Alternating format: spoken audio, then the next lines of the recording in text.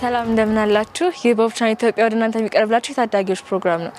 አንድ ጊዜ አንድ ሊያ የምትባል ልጅ ነበረችና በምትኖርበት አካባቢ አንድ በጣም የሚያምር ቤተ መንግስት ነበርና በዚህ ቤተ መንግስት ውስጥ ደግሞ አንድ በጣም የሚያምር ሰው ሁሉ ለማየት የሚጓጓለት አንድ ጋርደን ነበርና ይህ ጋርደን በቃ ባለፈሽ ቁጥር ከትምህርት በመጣች ቁጥር ሌላ ቦታም ስትሄድ ሁሉ ጊዜ ይታያት ነበርና አንድ ጊዜ ገብቼ ባየሁት ብላ በጣም ትፈልግ ነበርና አንድ ቀን ያንን የአትክልት ስፍራ በምታይበት ጊዜ አንድ ሽማግሌ ወደ እሷ ይመጣና አታስቢ አሁን በቅርቡ ንጉስ ወደዚህ ይመጣልና ትመለከቻለሽ ይሄንን አትክልት ስፍራ እንደፈለግሽ ታያለሽ ብሎ ይነግራታልና ያ አትክልት ስፍራ የሚከፈተው ወደም ያኛው ቤተ መንግስት የሚከፈተው የነበረው ያ ንጉስ ወደዛ ሲመጣ ነበር።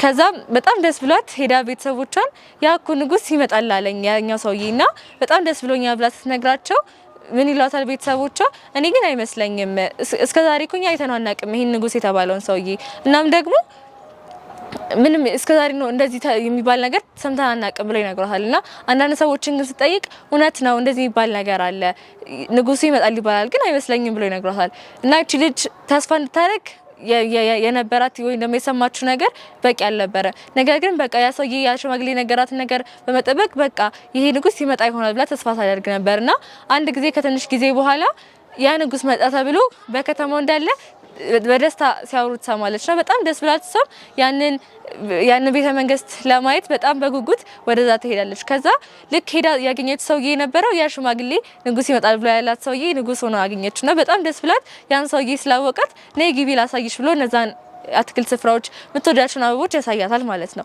እኛ በምኖርበት ጊዜ አንዳንድ ጊዜ ትምህርቶቻችን ያሉን ደግሞ ከጓደኞቻችን ጋር ከቤተሰቦቻችን ጋር ያለን ህይወት ሰማይና ላይ ያስረሳናል አይደለ? ይሄ አይደለም የምንኖርበት ዓለም ሁሉ ጊዜ በዚህ መኖራችን አይቀጥልም። ነገር ግን ሰማይ እንዳለ ያስረሳናል። ላይ ነው ማሰብ አለብን። በዚህኛው ውይይታችን በዛሬው ውይይታችን የምንመለከተው ስለዚህ ይሆናል። ከዛም መቀጠል ደግሞ አንድ መዝሙር ሰጥተን እንመልሳለን። አሁን ወደ ውይይቱ እንሄዳለን።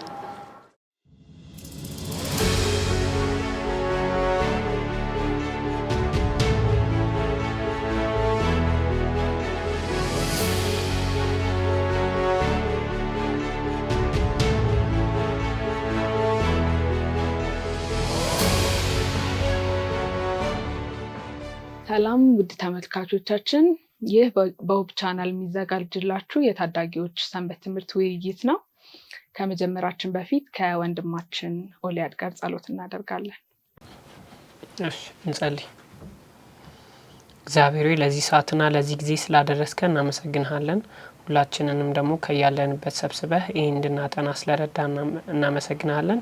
ይሄ የምንማረው ትምህርት ደግሞ ዝም ብሎ መማር ብቻ ሳይሆን በህይወታችን ላይ መተግበር የምንችለው ነገር እንዲሆን እርዳን። በኢየሱስ ስም አሜን። እንግዲህ ራሳችንን ከማስተዋወቅ እንጀምር። እኔ ረዲት ብርሃን እባላለሁ ከፍሎሃ አድቬንቲስት ቤተክርስቲያን ነኝ። ማወያያቸውን ይሆናለሁ። ራሳችሁን እስኪያስተዋውቁ። እኔ ሀሴት ዱል እባላለሁ ከፍሎሃ አድቬንቲስት ቤተክርስቲያን ነው የመጣሁት። እኔ አብጊሌን እባላለሁ ከፍሎሃ ሰባተኛ ቀን አድቬንቲስት ቤተክርስቲያን ነው የመጣሁት። እኔም ኦሊያድ ያደት ይባላለሁ ከፍሎሃ ሰባተኛ ቀን አድቬንቲስት።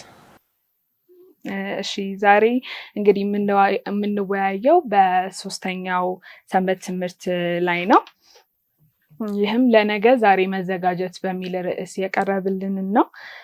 ዋናው ጥቅስ በማቴዎስ 24 ከ42 እስከ 44 ይገኛል እና ነቅቶ ስለመጠበቅ ዛሬ ተዘጋጅተን የነገውን የክርስቶስን መምጫ ስለመጠባበቅ የሚያሳይ ነው።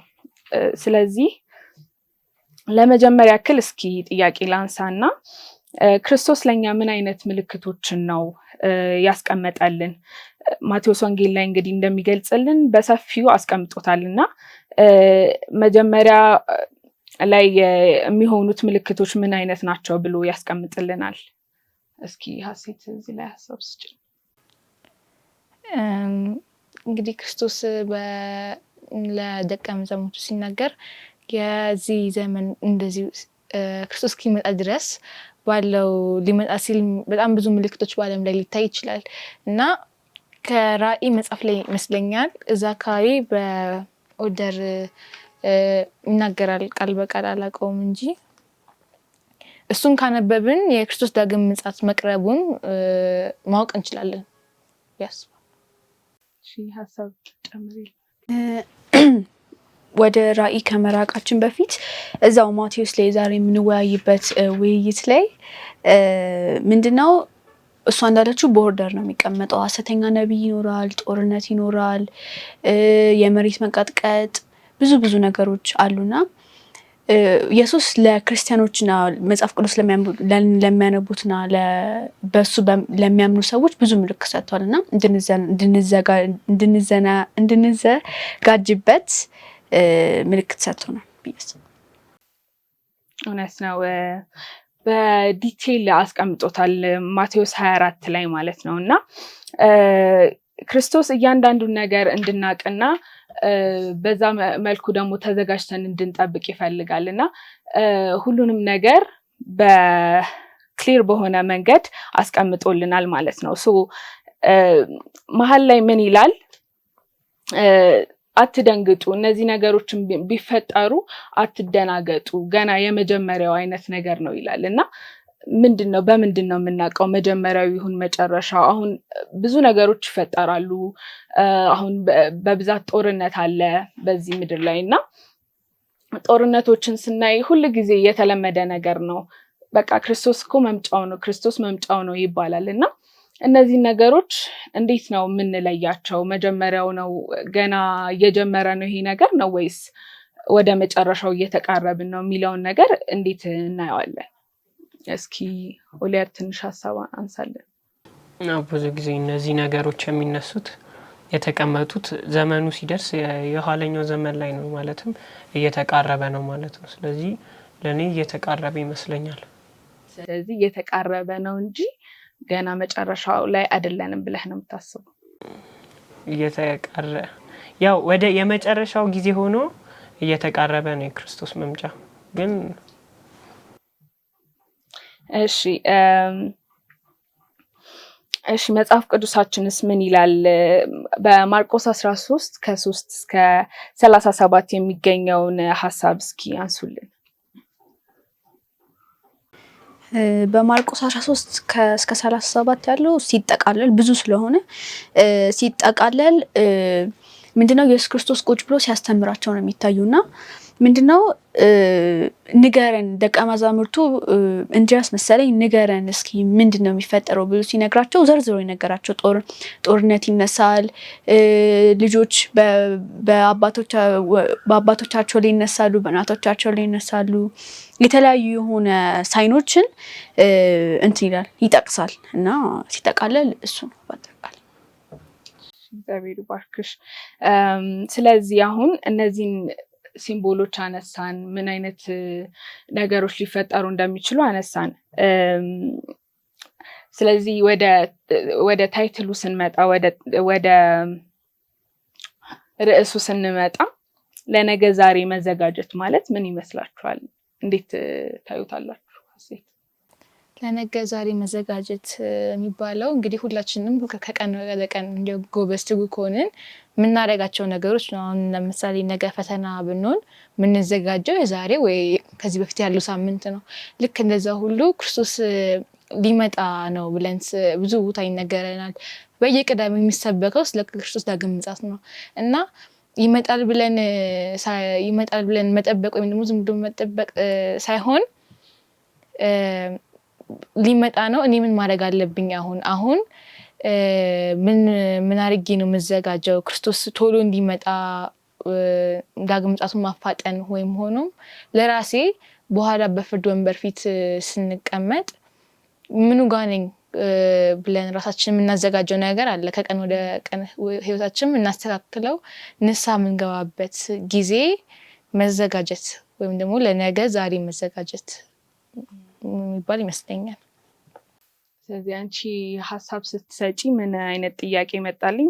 ወደ ቀጣዩ ጥያቄ ለመሄድ ዓለምን እንዴት ነው የምናየው? አሁን ላይ በዓለም ላይ የሚካሄዱትን ነገሮች እንዴት ነው የምናየው? እኛስ ላይ የሆነ አዲስ ነገር ሲፈጠር እንዴት ነው ፐርሲቭ የምናደርገው ወይም እንዴት ነው እሱን የምንመለከተው የሚለውን እስኪ ኦሊያድ ትንሽ ሀሳብ ስጠን። እውነት ነው። በምናየው ደረጃ እዚህ ጋር ብዙዎቻችን ተማሪዎች ልንሆን እንችላለን እና ይሄ በቅርብ እያየነው ያለነው ነገር ብዙ ጊዜ ብዙ ትምህርት ቤቶች በቅዳሜ ቀን ትምህርትን መስጠት ጀምሯል። እንደውም እንደ በሀገር ደረጃም በቅዳሜ ቀን ትምህርት መሰጠት ጀምሯልና በጣም ሩቅ ሳንሄድ በቃ ይሄ የመጨረሻው ዘመን ክስተቶች ከሚሆኑት አንዱ ይሄ ነው። ለኛ አንድ እንደ ፈተና የሚሆንብን ይሄ ይመስለኛልና አሁን ባለንባት ዓለም በበን ሶሳይቲ ውስጥ ይሄ በቃ የሚጀምረው ከኛ ነውና እንዴት ነው ይሄንን የምንቀበለው የሚለው ነው። የኔ ሀሳብ ደግሞ በቃ እያየነው ነው። ገና ብዙዎቻችን ገና እየጀመርን ነው። በማስተዋል በጀመርንበት ጊዜ በምድር ላይ በቅርብ በቃ የኛ በምንለው ነገር ትምህርታችን ላይ እንደዚህ ነገሮች የተከሰቱ ነውና አንዱ ነው ብዬ አስባለሁ የሰንበትን መተላለፍ ነው። አሁን ሁሉ ጊዜ የሚፈጠርብን ነገር ለኛ በቃ ያ ጥጉ ይመስለናል። ወይም በቃ የሆነ ችግር በተፈጠረብን ቁጥር ያ ጥጉ ነው ለኛ። ምክንያቱም አእምሯችን ስፋት የለውም ወይም ክርስቶስን ወደ ማሰብ አይሄድም። ስለዚህ እንዴት ወደዛ ነገር መሄድ እንችላለን ብላችሁ ታስባላችሁ? ከክርስቶስ ዳግም መምጣት ጋርስ አሁን እየሄደውን ነገር ወይም አሁን እየተካሄደ ያለውን ህይወታችንን እንዴት አድርገን ማስተካከል እንችላለን ወይም ማመጣጠን እንችላለን? እስቲ አቢጉ ትንሽ ሀሳብ። መጀመሪያው በቃሉ መጽናት አለብን። ቃሉን በየቀኑ ስናነብ ሁሌ አዲስ እየሆነ ሊመጣልን ይገባል። ማለት የእግዚአብሔር ቃል በጣም አላ በቃ ልብን የሚነካ አይነት ሆኖ ሊሰማን ይገባል። በእግዚአብሔር ሁሌ መጽናት አለብን። ቃሉን ሁሌ ማንበብ አለብን። መጸለይ አለብን፣ ተግተን መጸለይ። ሰዎችን ደግሞ ወደ እግዚአብሔር ቤት ማምጣት በጣም አስፈላጊ ነው ብዬ እኔ በጣም አስባለሁ። እንግዲህ ሰንበት ትምህርታችን ላይ የሆነ ታሪክ አለ ያነበባችሁት ይመስለኛል።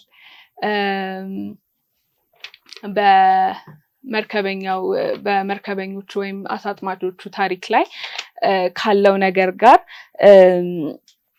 እኛ አሁን መጠበቅን ወይም ጠንቅቆ መጠበቅንና ተጠንቅቆ መጠበቅን ወይም ንቁ ሆኖ መጠበቅንና ዝም ብሎ መጠበቅን ከታሪኩ ጋር አድርጋችሁ እስኪ አገናኙልኝና እንዴት እንደተረዳችሁት ሀሳብ ስጡኝ።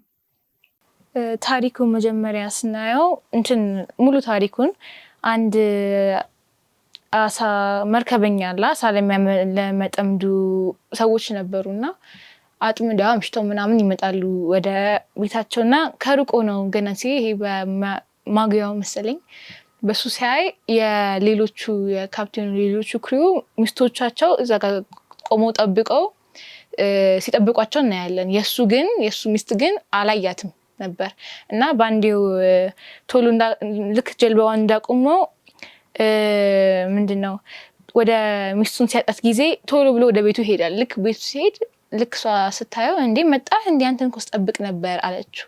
ከዛ ግን እሱ ምን ብሎ ይመልሳል? አዎን ግን የሌሎቹ ወንዶች ሚስቶች ተግተው እየጠበቁ ነበር አላት ነው የሚለው። እዚህ ጋር የሌሎቹ ሰዎች ሚስቶች በጣም ተግተው ከመጠበቃቸው የተነሳ እስኪደርሱ ድረስ በቃ ቤት እስኪደርሱ ሳይሆን ኦልሬዲ በቃ ጀልባው እስክትቆም ድረስ እንኳን አልጠበቁም። እዚያ ጋር ቆሙ አፋፍ ላይ ሆነው እስኪመጡ ይጠበቋቸው ነበር። የእሷ ግን በሀሳቧ እኮ የጠበቀችው ነበረ። ግን የምትጋት ባህሪ አላሳየችም። በቃ ይመጣል ወይ አመች ነው የሚመጣው። ግን ያኔ አላሰበችበትም። ተግቶ መጠበቅ ክርስቶስ ጋር ስንሄድ ደግሞ ከቀን ወደ ቀን ክርስቶስ እንደሚመጣ እናውቃለን። በየጊዜው ነው የምንሰማው። በቃ ሲመጣ እንግዲህ ብለን አሁን ሊሄድ እንዲህ ምናምን የሚለው ሀሳብ እኮ አለ። ግን በህይወታችን ውስጥ ከምር ወይኔ ሊመጣ ነው ብለን ምንም አይነት ተግባር ወይም ደግሞ ምንም አይነት አክሽን ስንወስድ አንታይም። ከምር ተግተን የጠበቅን ቀን ግን የክርስቶስን ዳግም መምጣት በጣም ከምር በህይወታችንም በሌሎች ሰዎች ህይወትም ኢምፓክት መፍጠር እንችላለን። እንደዛ ያስባለሁ። ሀሳብሽ ወደ ሌላው ጥያቄ አሁንም መራኝና ኢየሱስ እንዲመጣ ትጉ ማለት ምን ማለት ነው ይላል ሰንበት ትምህርታችን ላይና ይህንን ጥያቄ እስኪ እንዴት ትረዳዋለህ ሊያድ? እኔ የምረዳበት መንገድ የኢየሱስን መምጣት ስንጠባበቅ በየቀደሙም ታሪክ መነሻ ይሆናል። ይመጣል ብቻ ብለን ማሰብ ብቻ በቂ አይመስለኝም። ምክንያቱም በዚህ ምድር ላይ ብዙ ነፍሳቶች አሉና መጀመሪያው ስራችን እኛም ማዳን ነው። እኛ ከዳንም በኋላ በሱ በመንፈስ ቅዱስ ምሪት ደግሞ ሌሎችን ማዳን ሁለተኛው ስራችን ይሆናል። ምክንያቱም በቀኑ መጨረሻ እግዚአብሔርም ለሌሎች ነፍስ ይጠይቀናል ማዳን እየቻልን በቸለተኝነት ዝም ያልናቸውና ማዳን ያለብን ይመስለኛል። ሌሎች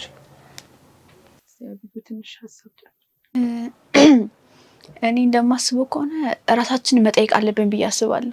ማለት ሞስትሊ ክርስቲያንስ በተለይ አድቬንቲስቶች አሁን እቺ እንደ ሴት ታሪኩ ላይ እንደነበር ሴት እየሆነ እንደሚመጣ እውቀት አለን፣ ምን የተደረገ እንደሆነ እውቀት አለን፣ ግን እየጓጓን አይደለም ብቻ ሳይሆን ተግባሩን እየፈጸምን አይደለም። የተጠበቀብን ያለውን ሪስፖንሲቢሊቲ እየተወጣን አይደለም። አለ አይደለ ሰዎችን ወደ ጌታ ማምጣት፣ ወንጌሉን መናገር፣ እንደዚህ ይሆናል ብለን መናገር ግዴታችን ነው ብዬ አስባለሁና እንደ ሚስትየው ከመሆን እዛ ቆመው ጓግተው የተቀበሏቸውን ሰዎች ሚስቶች ሆነን ብንሆን ብዬ እኔ አስባለሁ። ስለዚህ ክርስቶስን መጠበቅና ንቁ ሆኖ መጠበቅ እንደሚለያይ እንዲሁም ደግሞ ክርስቶስን ተግቶ መጠበቅ ማለት እኛ እንደ ክርስቲያን እንዴት እየኖርን እንዳለን በደንብ ማሰብ እንዳለብን ነው የሚያሳየን ማለት ነው። ሌላው ሰንበት ትምህርታችን ላይ 3 ጥቅሶችን ያነሳል። ማርቆስ ምዕራፍ 13ን፣ ማቴዎስ ምዕራፍ 24ን እና ሉቃስ ምዕራፍ 21ን እና እነዚህን እስኪ አወዳድሩልኝ። ታሪኮቹ እንዴት ነው? መመሳሰል አላቸው ወይስ ልዩነት አላቸው? እንዴት ታዩዋቸዋላችሁ?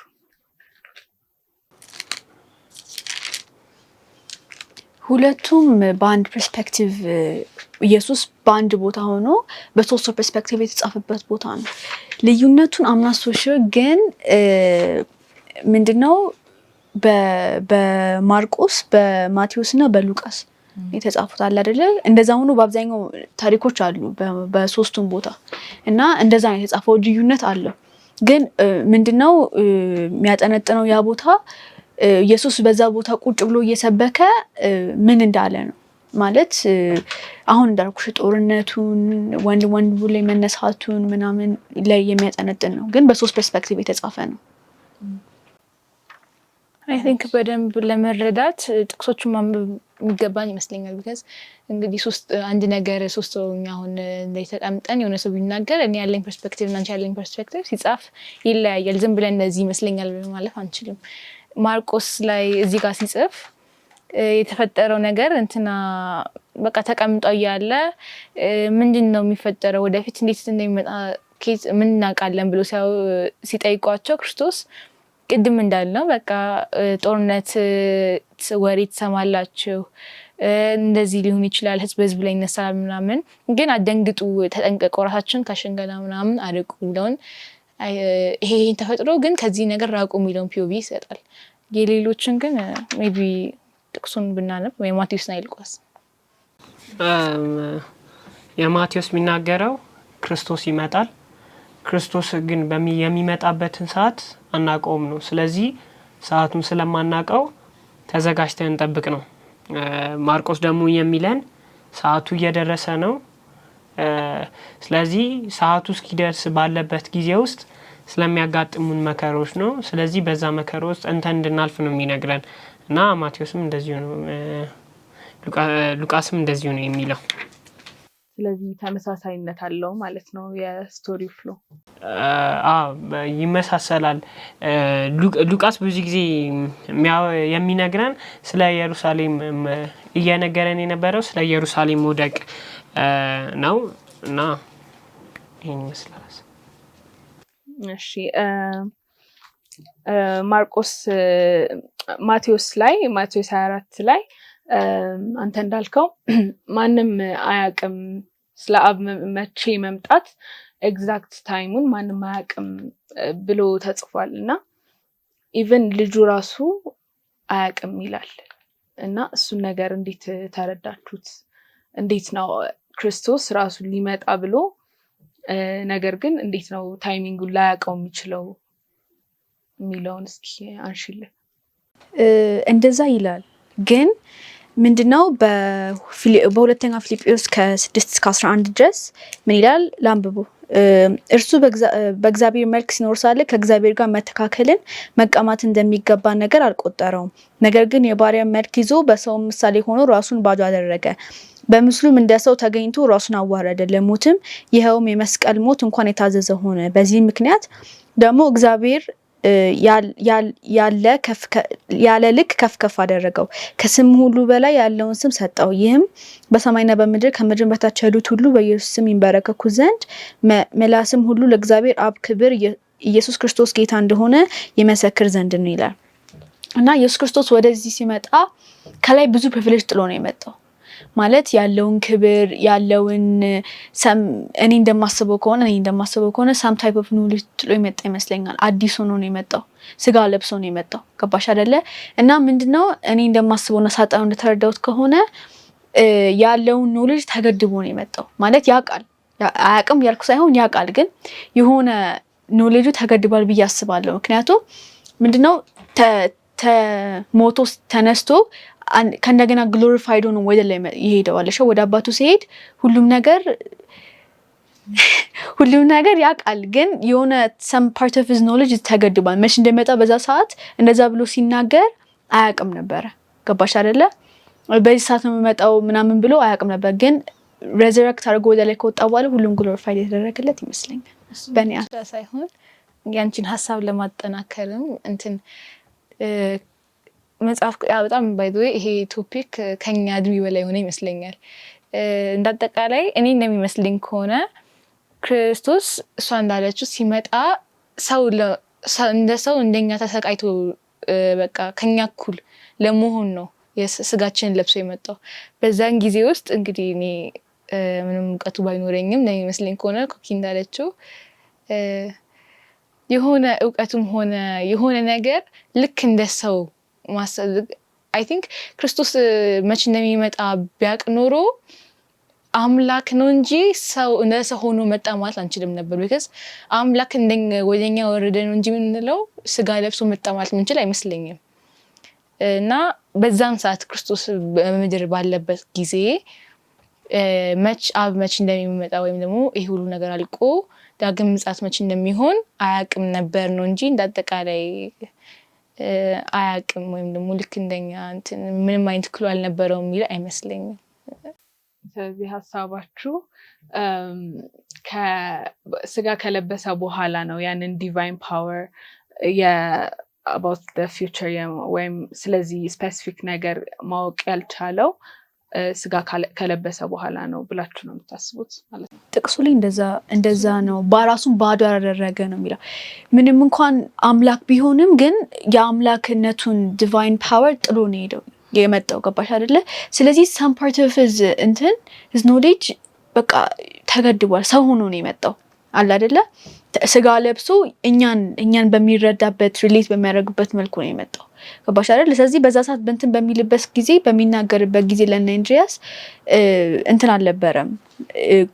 አልነበረውም ክሉ። በዛ ሰዓት ግን ሬዝረክት አድርጎ አምላክ ሆኖ ሲሄድ ነው ሁሉም ነገር ግሎሪፋይድ እና የሆነው እና እንደዛም ሆኖ ሲሄድ ሁሉም ነገር ተሰጠው ይላል።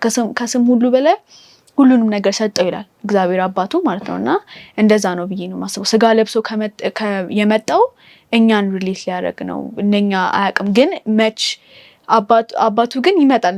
እሱን ያውቃል። ሌሎቹ ግን አያውቁም። ይሄን ገባሻል? እሱን ይናገር ነው እንጂ ያንን መች እንደሚመጣ ታይሙን ሊናገር ታይሙን ከተናገረም መጠባበቁም ሆነ ምናምን እኮ ከምራችን እናንጠብቀውም። ልክ አሁን ፈተና መች እንደሆነ ካወቅን ልክ ሊደርስ 2 ሳምንት ይቀራል። ሁሉም ተዘጋጅተን መፈተን እንችላለን።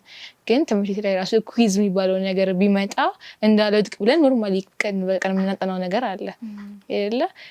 ሁሉም ነገር መቼ እንደሚፈጠር ካወቅንማ ምኑን ህይወታችንን ለእግዚአብሔር ሰጠ ነው። እኛ እንዳጠቃላይ ሰማይ ወይ ገነት ለመግባት ካልሆነ በስተቀር እንጂ ከምራችን ክርስቶስ ይመጣል ወይም ደግሞ ከምራችን ፈልገን ያንን ሁሉ ፈተና አልፈን አይደለም የምንጠባበቀው ያስባል። ያው እነሱ ባሉት ላይ ተንተርሼ ሳነሳ በምሳሌ ብናወራ አንድ አስተማሪ ሁሌ እንድታጠኝ ይፈልጋል። አንቺ ያንቺን እውቀት ነው እንጂ የሚፈልገው ያንቺን መጨናነቅ አይፈልግም ብንል እንድታጠኝ ይፈልጋል። ስለዚህ ምን ብሎ ነው የሚነግርሽ? የአንድ ወር ጋፕ አላችሁ 15 ትንሽ ፖርሽን ናት፣ ግን የአንድ ወር ጋፕ ሰጥቻችኋለሁ የምትፈተኑ ውስጥ ከአንድ ወር በኋላ በዚህች ቀን ነው ይላቸዋል።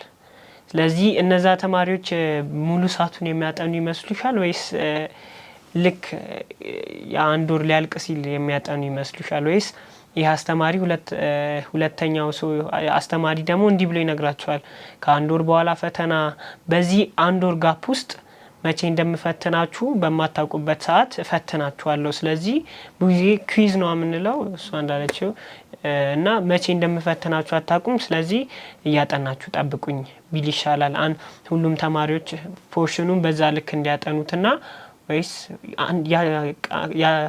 ከፈተና ቀን በፊት ባለችው ማታ ከሚያጠኑት ወይስ ሁሉንም ቀን ከሚያጠኑት?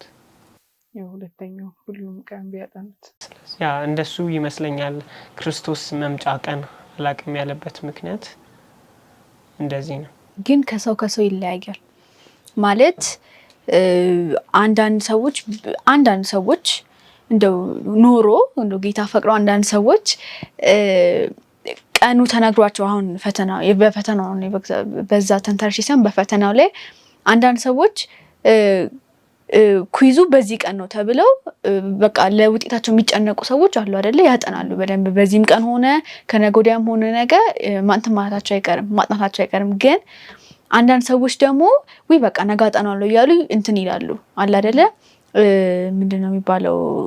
ያራዝሙታል። አዎ። እና ለዛ ምንድነው አለመናገሩ ጥሩ ነው፣ ምክንያቱም ሁሉም ክርስቲያኖች ይሰንፋሉ። ግን አንዳንድ ሰዎች ለመዘጋጀት እንትን ሊኖራቸው ይችላል፣ አይታወቅም። ግን እንደዛም ሆኖ ከ100% ምናምን ቢሆን እኮ ነው እንዳጠቃላይ ሰው ስንባል የሆነ ነገር ይደረጋል ካለን ወይ በቃ ነገ እናደርገዋለን የሚለው እንጂ አሁን ከኛ መሀላችን ዛሬ ለነገ የሆነ ነገር ቢፈጠር ዛሬ ምን ዘጋጅ አይመስለኝም። የሆነ ለዛ ሁሉ ብቻ ሳይሆን ማንኛውም ጎበዝ ተማሪ እንኳን መጀመሪያ በቃ የዛሬ ወር ልትፈተናችሁ በዚህ ቀን ተብለው የመጀመሪያው ሳምንቱን በቃ ከምር ይሄን አመት ካምባክ ምናምን ሰራለሁ ከማጥንቼ ይደፍናለሁ ብሎ ያስባል። ከዛ አንድ ሳምንቱን ነጠናውና መሰላቸት ያለ ነገር ነው። ሁላችንም ያጋጥመናል ብሎ ያስባሉ።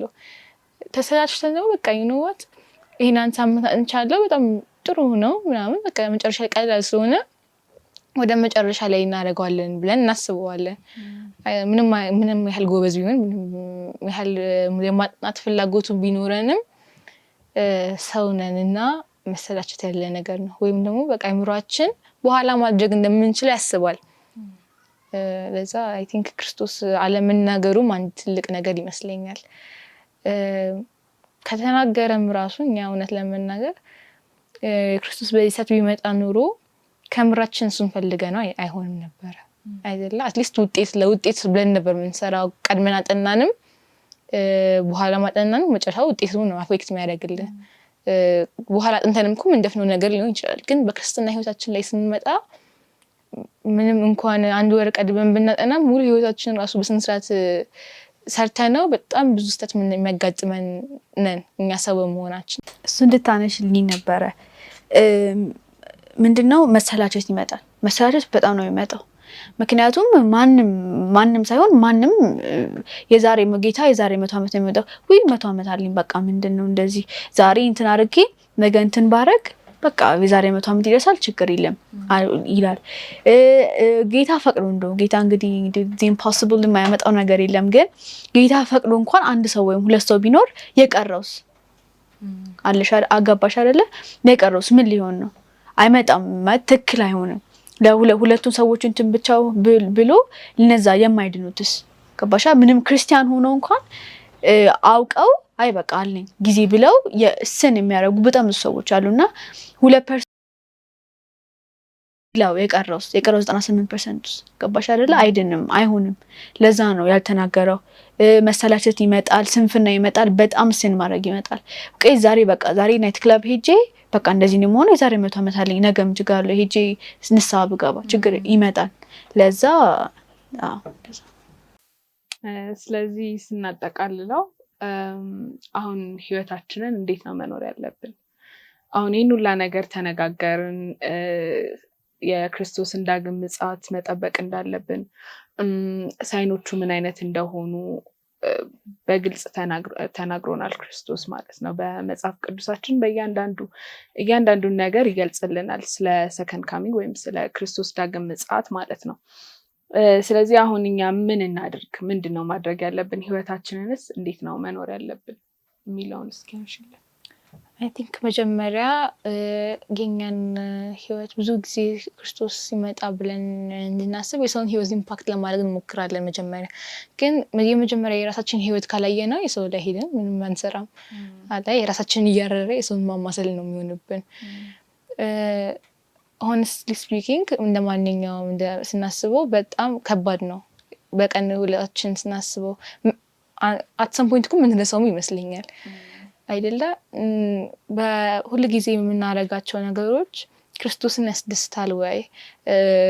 እሱ እዚህ ቢሆን ምን ይለኛል ብለን ብናስብ አይ ቲንክ ለመጀመሪያ ጊዜ እንደ ቢጊነር ስቴፕ መውሰድ እንችላለን።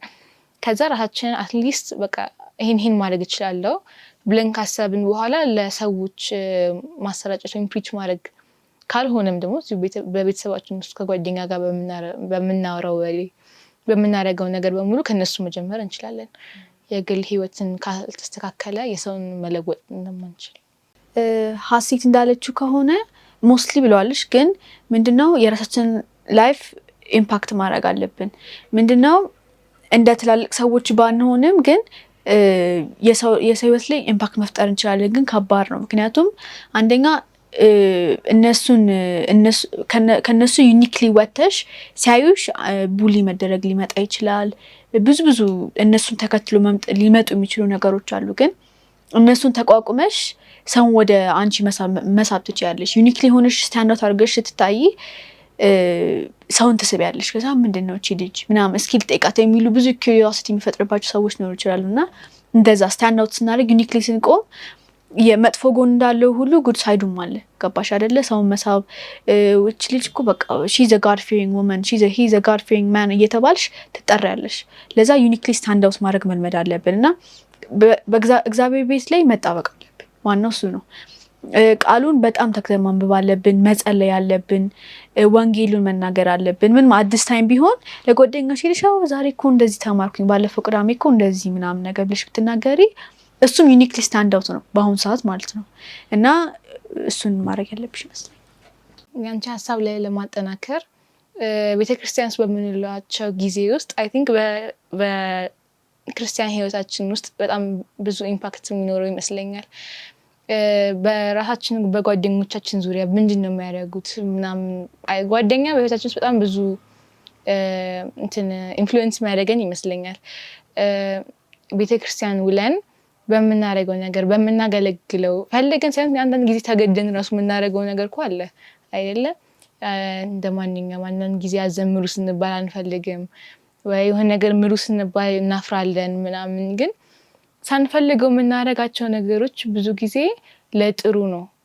አሁን ከክርስቶስ ጋር ለመቅረብ ወይም ደግሞ ቀስ በቀስ ወይ በጣም የምንወደው ነገር ሆኖ ሰዎችንም አብረን ለማስገባት አይደለ? አሁን ከጓደኞቻችን መሀል እኛ አንዳችን ተጠርተን ብንወጣ አብረን ቀጣይ ጊዜ በጣም መጥፎ ነገር አይደለም። ለዛ ጓደኛችን ይዘን እንወጣለን። ከዛ ሰርክላችን በክርስቶስ ዙሪያ ይላል። ሰርክላችን መጀመሪያ ከተበላሸ የኛ ህይወት ምንም ያህል ሰውን ኢንፍሉዌንስ ልናደርግ እኛ በዚህ በኩል እየተበከልን ያለ ነው ሳናውቀው ማለት ነው። ምንም ቢሆን ለሰው ለመትጋት ምናምን ሳይሆን ከማን ጋር ነው የምንውለው። አንዳንድ ጊዜ ራሱ ሰውን እንቀይራለን ብለን ስናስብ እነሱ ሊበክሉን ይችላሉ አይደለ? በሂደት ውስጥ ለዛ እኔ እንደማስበው ከሆነ አብዛኛው ጊዜ ሰርክላችን በቤተክርስቲያን ዙሪያ ብናደርገው ጥሩ ይመስለኛል። የትምህርት ቤት ጥሩ አይደለም እያልኩኝ ሳይሆን ከነሱ ጋር በጣም ብዙ ጊዜ ስንውል አብዛኛው ባይ ዲፎልት ቸርች ነው የምንሆነው። የምናወራቸው ነገር ወይ ስለ ኳየር ወይ ስለ ሰንበት ትምህርት ምናምን ነው የሚሆነው። ልክ እንደዛ ሲሆን አይምሯችን ቀስ በቀስ አዳፕት ያደርገዋል አይደለ? ልክ ከቤተክርስቲያን ውጪ ምናምን ስንሆን ጓደኞቻችን የሆነ ዓለማዊ ነገር ቢሉ ወይም የሆነ ነገር ቢፈጠር እንዴ ይሄ እኮ ጥሩ አይደለም ብለን እነሱን ለመምከር ራሱ እንሞክራለን። ከቸርች ግን ከራቅን ባዕድ የሚሆንብን ቸርቹ ነው እንጂ ጓደኞቻችን አይሉም እዛ ከሌላ ቦታ የመጡ አይደለ። ለዛ በቸርች አገልግሎታችን ላይ በጣም መጠንከር እንዳለብን እኔ ይሰማኛል። በዛ ከተጠነከርን ሌላ ላይ በዲፎልት ሳናውቀው ራሱ የሆነ ነገር ኢምፓክት መፍጠር እንችላለን ብዬ አስባለሁ። የሱ ሀሳብ ላይ እንደገና ለመጨመር ምንድነው መመልከት ያለብን፣ ሰይጣን በጣም ስማርት ነው። በቃ እሱን ነው ማየት ያለብን። እኛ አንድ ሰው በእግዚአብሔር ቤት ውስጥ ሲኖር እሱን ሰው ለማውጣት የማያረገውና የማይቆፍረው ነገር የለም እና በቃ ብዙ ነገር ሊያደርግ ይችላል። እና እሷ እንዳለችው ከሆነ የቸርች ሰርክላችንን ማጠንከር ያለብን ይመስለኛል። ምክንያቱም ጓደኞቻችንን የሆነ ነገር ቢሉ የሆነ በቃ ክርስቲያናዊ ነገር ባይሉ ለመምከር አንሞክርም። እሷ እንዳለችው አንሞክርም። ምክንያቱም ወየው ነገር ቢልንስ ብገለልስ ብለን እናስባለን። ምንም እንኳን ዩኒክሊ ስታንድ አውት ለማድረግ መሞከር ብንፈልግም ግን አናረገውም። ምክንያቱም የሰው ልጅ ምንም ያህል ስትሮንግ ቢሆን መገለል አይፈልግም። ምንም ያህል ስትሮንግ ቢሆን ብቻውን መሆን አይፈልግም። ገባሽ አይደለ? ለዛ ያንን ሰው ለመምከር አንሞክርም። በቃ ቢቀርብኝስ በቃ ጻልይለታለሁ ብለሽ የምታልፊው። እኔ አሁን በአብዛኛው እኔ ሰው ሲያደርግ ያየሁት እንደዛ ነው። ገባሽ አይደል? እና እንደዛ ስናደርግ ሰይጣን እንትን ሊለን ይችላል። በደካማ ጎናችን መጥቶ ሊገባ ወይም ሊነካን ይችላልና ለዛ የቸርች ሰርክላችንን ባጠነከርን ቁጥር እሷ እንዳለችው አዳፕት እያደረግን ነው የምንመጣው። እየለመድነው ስንመጣ እንትን ያለውን በቃ እንደዚህ ቢሉ በቃ ሄጄ መናገር ነው። ምክንያቱም ሌላ ጓደኞች አሉሽ ቸርች ውስጥ፣ ብቻሽን አትሆኚም። ገባሽ አይደለ? ብነግራቸው በቃ ለራሳቸው it's for their own good። ለዛ በቃ ብነግራቸውም ችግር የለም ቲና ትናገሪያለሽ።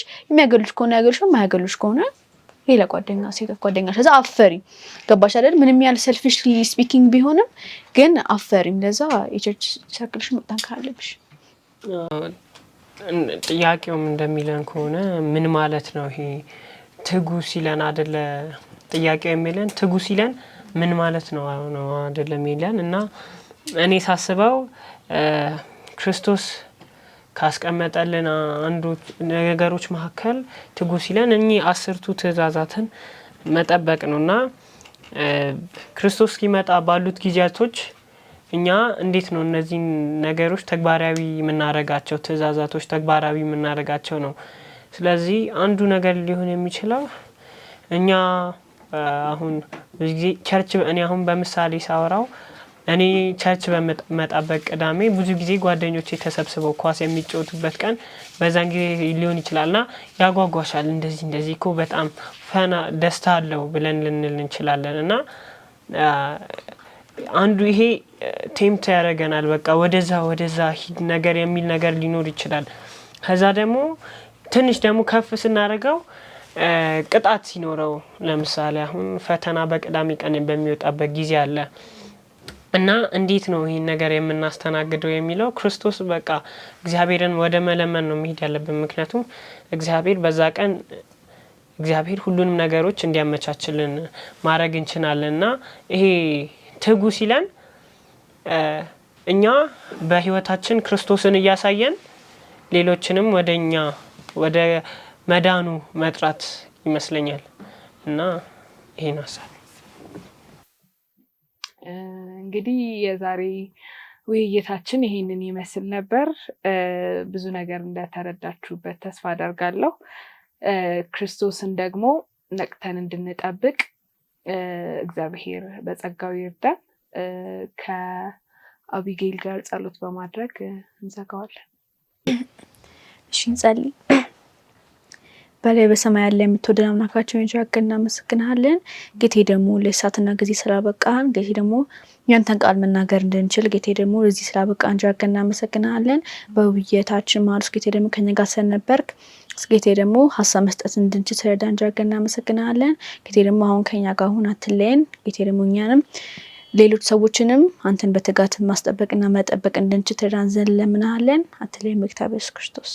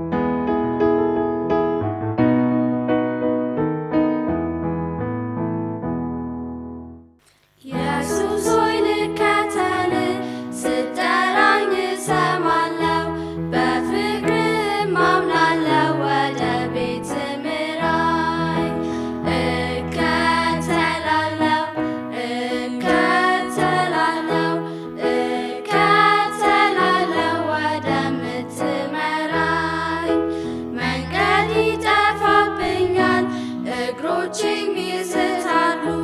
ደካማም እሆናለሁ አንተ ብርታቴ ነህ። እከተላለሁ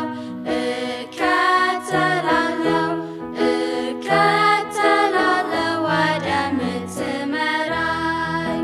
ችግርም ቢቃወመኝ መንገዴም ቢዘጋብኝ እድናለሁ በአምላኬ ምራኝ ባካሄዴ። እከተላለሁ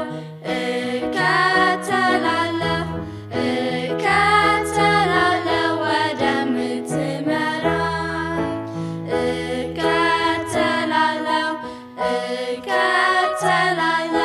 እከተላለሁ ወደምትመራኝ።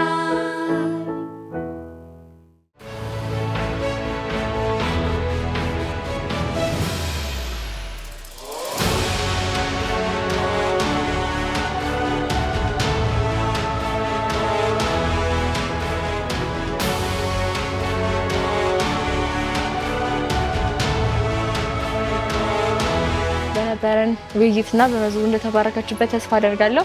አሁን ደግሞ በመቀጠል የዳንኤልን ጥናት ከወንድማችን ዮሴፍ ጋር የምናደርግ ይሆናል። አብራችሁን ቆዩ።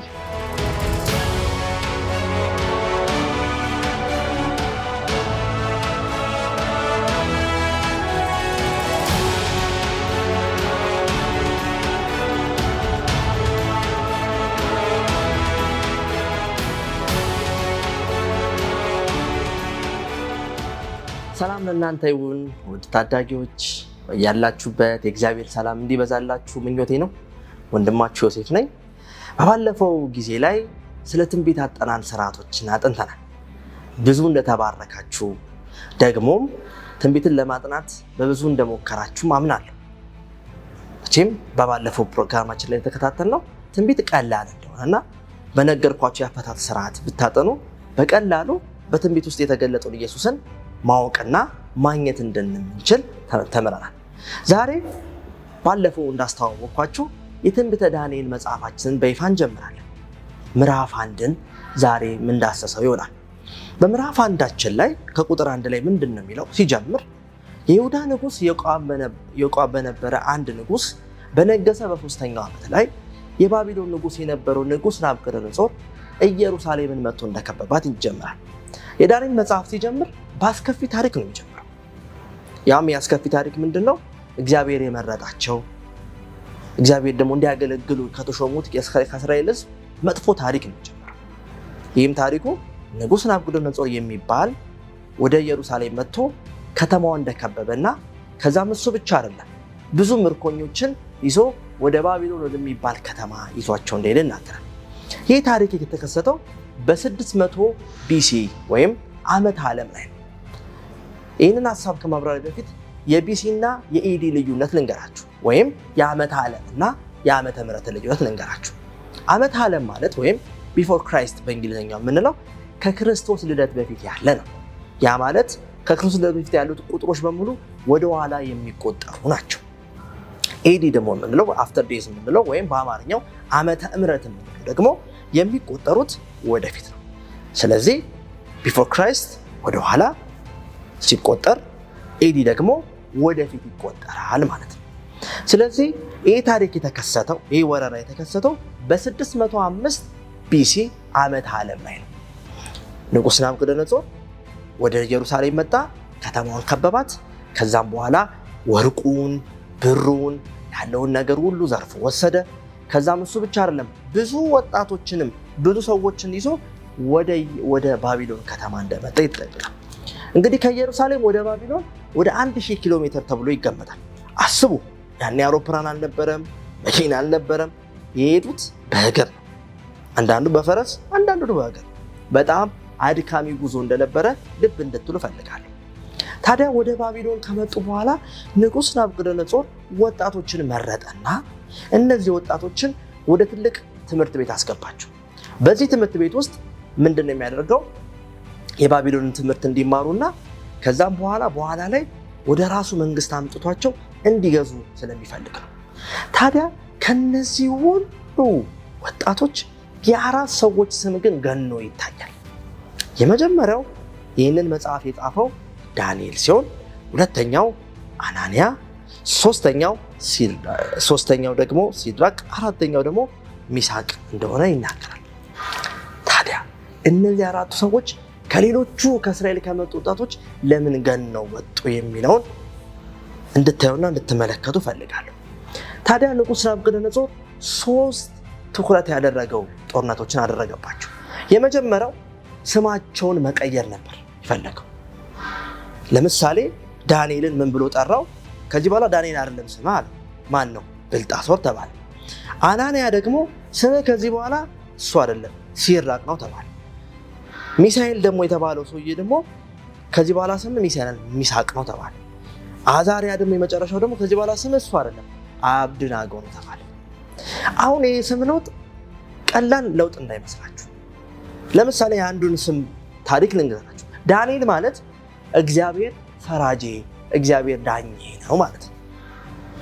ብልጣሶር ደግሞ የስሙ ትርጓሜ ደግሞ የቤል ልዑል ማለት ነው። ቤል ደግሞ በባቢሎን ውስጥ የሚገኝ የጣዖት ስም ነው። ባቢሎን የሚያመልኩት እግዚአብሔርን እነሱ አያመልኩም፣ እግዚአብሔርን አይፈልጉትም። ስለዚህ የራሳቸውን ቀርጸው ስለነበረ ይሄ ቤል ነው ብለው የቤል ልዑል ማለት ነው ብልጣሶር። ስለዚህ የመጀመሪያ ያደረገባቸው ነገር ምንድነው? ስማቸውን እንዲለውጡ ማድረግ ነው። ስማቸው ከተለወጠ ብዙ ጊዜ የሚጠሩት ስም ሌላኛው ስም ስለሆነ ወደ ጣዖት እንዲገቡ ነው። ሰይጣን ነው እንግዲህ የሉ የሚሰራው እና ወደ ጣዖት እንዲገቡ፣ እሱ ብቻ አይደለም እግዚአብሔርን እንዲረሱ፣ ከዛም እሱ ብቻ አይደለም ሁሌም በጣዖት ስርዓት ውስጥ እንዲቆዩ ስለሚፈልግ ሰይጣን ስማቸው እንዲቀየር አደረገ። ሆኖም ግን እንደዛም ሆኖ ግን ዳንኤልም፣ አናንያም፣ ሚሳኤልም፣ አዛሪያም ስማቸው እንኳን ቢለወጥም እግዚአብሔርን ግን በባቢሎን ግዛት ውስጥ ግን ሁሌም አክብረዋል። ሁለተኛው ንጉሥ ናቡከደነፆር ያደረገባቸው ነገር ምንድነው? የአመጋገብና የሚጠጡትን ነገር መቀየር ነበር። አካል፣ አእምሮና መንፈስ ተያያዥ ነገሮች ናቸው። ጳውሎስ በአንደኛ ተሰሎንቄ ምዕራፍ 5 ቁጥር 23 ላይ ምን አለ? ክርስቶስ ዳግም እስኪገለጥ ድረስ አለ ለእኛ ለክርስቲያኖች ሲመክረን ምን አለ? አእምሯችሁን፣ አካላችሁን፣ መንፈሳችሁን ጠብቁ ብሏል። ስለዚህ አሁን ንጉሥ ናቡከደነፆር የማይሆን ምግብ ነበር የሰጣቸው። ግን እንደዛ ሆኖ የቀረበላቸው ምግብ እኛ እንመገብም አሉ እነዚህ አራቱ። እና ምንድን ነው ለምግብ አለቃቸው ሄዱና ዋና ጥራጥሬ ከሰጠን ይሄ በቂያችን አሉ። ታዲያ እነ ዳንኤል ንጉሥ ያቀረበላቸውን ምግብ ለምንድን ነው ያልበሉት የሚለውን 3 ወሳኝ ፖይንቶችን ላንሳላችሁ። የመጀመሪያው ንጉሥ ናቡከደነፆር የሚያቀርብላቸው ምግብ ስጋ ነው። ያ ስጋ ደግሞ መጽሐፍ ቅዱስ ላይ የተፈቀደ የስጋ አይነቶች አሉ። ለምሳሌ የእንስሳት አይነቶች አሉ። ሁሉም እንስሳቶች አይበሉ፣ እግዚአብሔር የፈቀዳቸው አሉ። ግን ባቢሎናውያን ይህን ነገር ስለማያውቁ ለምሳሌ አሳማ ሊያቀርቡላቸው ይችላሉ። ከፈለጉ ሌላ እንስሳትም ሊያቀርቡላቸው ይችላሉ። ስለዚህ ይህንን ስለሚያውቁ እኛ ይህንን ነገር አንበላም፣ እግዚአብሔርም አይፈልግም አይወድም አሉ። ሁለተኛው ደግሞ ይሄ የሚቀርበው ምግብ ለመሰዊያ ነበር የሚቀርበው። ለምሳሌ አብርሃም በግን ይሰዋ ነበር። ያ በግ ማንን የሚወክለው? የዓለምን ኃጢአት የሚያስወግዱ የእግዚአብሔር በግ የሆነው ክርስቶስን ነው የሚወክለው። እነዚህ ሰዎች ግን ለራሳቸው ለጣዖታቸው ይሰዉ ነበር። ከዛ ያ ምግብ ከተሰዋ በኋላ ልክ ስርዓቱ አምልኮ ካለቀ በኋላ የቀረውን ስጋ መጥተው እነ ዳንኤል ሌሎች ወጣቶች እንዲበሉ ነበር የሚደረገው። ይህንን እነሱ ስለሚያውቁ እኛ ለጣዖት የተሰዋ ነገር አንበላም፣ እግዚአብሔር ብቻ ነው አምላካችን ብሎ ስላሉ ሁለተኛ ምክንያት ያልበሉበት ይሄ ነው። ሶስተኛው ምክንያት ደግሞ ራሳቸውን ስለገዙ ነው። መጽሐፍ ቅዱሳችን ላይ በዘፍጥረት ምዕራፍ 1 እና 2 ስታነቡ ለሰው ልጆች መብል የሆን ዘንድ እግዚአብሔር የሰጣቸው ምግቦች መካከል አትክልትና ፍራፍሬ እንደሆነ ይናገራል። ለመጀመሪያ ጊዜ ሰዎች ስጋ መብላት የጀመሩት በውሃ ጥፋት ጊዜ ላይ ነበር። ያኔ ምድር ሁሉ በጠፋችበት ሰዓት ላይ ምንም ባልነበረበት ሰዓት ላይ እግዚአብሔር ለኖህ ምን አለው? ከዚህ ስጋ መርጠ ብላ ብሎ እንደፈቀደለት ይታያል። ይህንን ስለሚያውቁ ይህንን ስለሚገነዘቡ ከስጋ ይልቅ አትክልትና ፍራፍሬ መብላት ለአእምሯቸው እድገት ጠቃሚ እንደሆነ ስለተገነዘቡ አንበላም እንዳሉ ይናገራል። በዚህ ምክንያት በምግብ በኩል የመጣባቸውን ጦርነትና ቀውስ ማለፍ ችለዋል ማለት ነው። ሶስተኛው በትምህርት ፍልስፍና ነው። ይህ ማለት ምንድን ነው? እንግዲህ እነ ዳንኤል የእግዚአብሔርን ቃል ተምሮ ነው የመጡት። ስለ ሕጉ ያውቃሉ። ሙሴ ያደረገውን ያውቃሉ። እነ አብርሃም ያደረጉትን ያውቃሉ። እነ ይስሐቅ ያደረጉትን ያውቃሉ። እነ ዮሴፍ ያደረጉትን ያውቃሉ። ስለዚህ እግዚአብሔር አምላክ እንደሆነ ያውቃሉ። እዚህ ግን ከመጡ በኋላ የሚገርማችሁ በባቢሎን ትምህርት ነበር። እዚህ ያለው ትምህርት በእስራኤል ከተማሩት ትምህርት ጋር በጣም ፍጽሞ የተለያየ። ስለዚህ ሰይጣን ምን አደረገ? ትምህርታቸውን በማዛባት አእምሯቸውን በማዛባት ያልሆነ ሐሰተኛ የሆነ ፍልስፍና እንዲማሩ በማድረግ እግዚአብሔርን እንዳያከብሩና ለእግዚአብሔር ሕግ እንዳይታዘዙ እንዳይጠብቁ ለማድረግ ነበር ያደረገው። እንደዛም ሆኖ ግን አልተሳካለትም። እነ ዳንኤል ይህንን በማድረጋቸው እግዚአብሔር የሚላቸው ነገር በመታዘዛቸው እግዚአብሔር በብዙ ነገር ባረካቸው። ዳንኤል ምዕራፍ 1 ቁጥር 17 ላይ ሄዳችሁ ስታነቡ ምንድን ነው የሚለው? እግዚአብሔር ለእነዚህ ለአራቱ ብላቴናዎች በጥበብ በትምህርት በእውቀት በማስተዋል ባረካቸው ይላል። ከዛም በኋላ ደግሞ ለዳንኤል ደግሞ በተለየ መንገድ ራእይና ዕልምን እንዲያስተውል ራእይ ሰው ሲያይ ዕልም ሲያይ እንዲተረጉም ጭምር ጥበብን ጭምር እግዚአብሔር ሰጠው ማለት ነው። ስለዚህ በደንብ አስተውሉ። እነዚህ ሰዎች ያሉበት ሰው ሀገር ነው። በቋንቋ አይግባቡም፣ በአምልኮ አይግባቡም። ሆኖም ግን እግዚአብሔርን ከማስከበር ወደኋላ አላሉ። ውድ ታዳጊዎች ያለንበት ምድር መጻተኞች ነን። እቺ ምድር ጣዖት የበዛባት፣ ሰላም የሌለባት፣ እረፍት የሌለባት፣ ጦርነት የበዛባት ነው። በዚህ ስቃይ ውስጥ ስንኖር ግን እንዳታማርሩ። ዳንኤል እና ጓደኞቹ አላማረሩም በፍጹም። ይልቅ ምን አደረጉ? በዛ በሚያማርር ቦታ ላይ ፈተና፣ ችግር፣ መከራ፣ ማዕበል በበዛበት ቦታ ላይ ግን የእግዚአብሔርን ስም ከፍ አድርጎ አሳዩ። አያችሁ፣ በዚህ ቦታ ላይ የእግዚአብሔርን ክብር ከፍ ባደረግን ቁጥር ላይ እግዚአብሔር በጥበብ በትምህርት በራእይ እግዚአብሔር የበለጠ እየባረከን እንዲሁም ደግሞ የበለጠ እያሰፋን ይሄዳል ማለት ነው። ውድ ታዳጊዎች ዳንኤል ሕይወት ምን ያክል እንደተማራችሁ ተስፋ አድርጋለሁ። እኛም እንደነ ዳንኤልና ጓደኞች እንድንሆን እግዚአብሔር ይፈልጋል። በዚህ ታሪክ ደግሞ ተመስርታችሁ የበለጠ እንድታነቡ የበለጠ ደግሞ እንድታጠኑ አደፋፍራችኋለሁ። ጌታ ክርስቶስ ይባርካችሁ። ተባረኩ።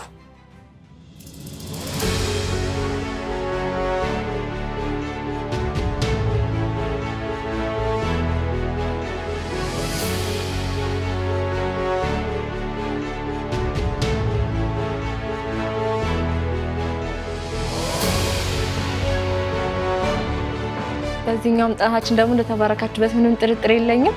በሚቀጥለው ፕሮግራማችን እስከምንገናኝ የተለያዩ ሀሳብ ካላችሁ፣ ጥያቄዎች ካላችሁ እንዲሁም ደግሞ አብራችሁ መሳተፍ የምትፈልጉ ሰዎች ካላችሁ በታች ካለው አድራሻችን ልታገኙ ትችላላችሁ። ደህና